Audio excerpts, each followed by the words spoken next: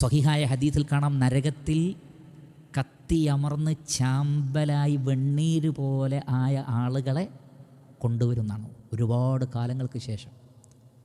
എന്നിട്ട് മാ ഉൽ ഹയാത്ത് എന്ന് പറയുന്ന ഒരു വെള്ളമുണ്ട്. മറ്റൊരു ഹദീസിലുള്ളത് നെഹ്റുൽ ഹയാത്ത്, ജീവിതത്തിൻ്റെ പുഴ എന്നാണ്. അല്ലെങ്കിൽ മാ ഉൽ ഹയാത്ത്, ജീവിതത്തിൻ്റെ വെള്ളം. ആ വെള്ളത്തിൽ നിന്ന് അവരെ ഒന്ന് കുളിപ്പിച്ചെടുക്കുന്നതാണ്.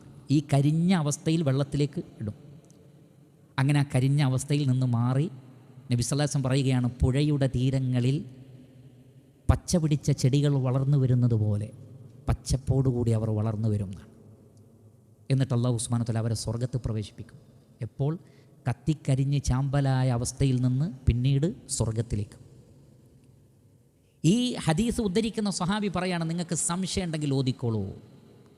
വഇൻ കാന മിസ്ഖാല ഹബ്ബത്തിൻ മിൻ ഖർദലി, അണുമണി തൂക്കമാണ് അള്ളാഹു കൊണ്ടുവരുന്നതാണ്, പാഴാക്കൂല. ഖൈറാണെങ്കിൽ ഖൈർ, ഫമൻ യഅമൽ മിസ്ഖാല ദർറത്തിൻ ഖൈറൻ യറഹ് വമൻ യഅമൽ മിസ്ഖാല ദർറത്തിൻ ശർറൻ യറഹ്. അണുമണി തൂക്കം നന്മ. അപ്പോൾ ഇത്രയും കത്തിക്കരിഞ്ഞിട്ടും സ്വർഗ്ഗത്തിലാക്കാനുള്ള ആ നന്മ അള്ളാഹു എന്താ കണ്ടത്? ഹൃദയത്തിലെ തൗഹീദാണ്. തൗഹീദ് ഉണ്ടായിരുന്നു, പക്ഷേ വേറൊരു നന്മയും ചെയ്തിട്ടില്ല. പക്ഷേ ശിർക്ക് ചെയ്തിട്ടില്ല, അള്ളാഹുവിൽ പങ്കു ചേർത്തിട്ടില്ല. പക്ഷേ മറ്റൊരു നന്മയും ചെയ്തിട്ടില്ല. ഫർളുകളൊക്കെ ഉപേക്ഷിച്ചു, ഹറാമുകളൊക്കെ ചെയ്തു. എങ്കിലും ആ മിസ്കാല് ദർറത്ത് അള്ളാഹു പരിഗണിക്കും.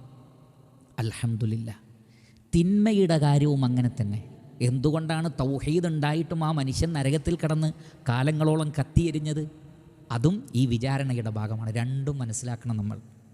അതുകൊണ്ട് നമ്മളൊക്കെ ഡയറക്റ്റ് സ്വർഗത്ത് പോകുന്ന ആളുകളാണ് എന്ന ഒരു മിഥ്യാധാരണ എനിക്കും നിങ്ങൾക്കും നമുക്കാർക്കും ഉണ്ടാവരുത്. മറിച്ച് നിരന്തരമായി തൗബ ചെയ്തും നാളേക്ക് വേണ്ടിയുള്ള വിഭവങ്ങൾ, ആ തുലാസിനെക്കുറിച്ചൊക്കെ ചിന്തിച്ച് റബ്ബ് ചോദ്യം ചെയ്യുമ്പോൾ എങ്ങനെ പോയി നിൽക്കാം.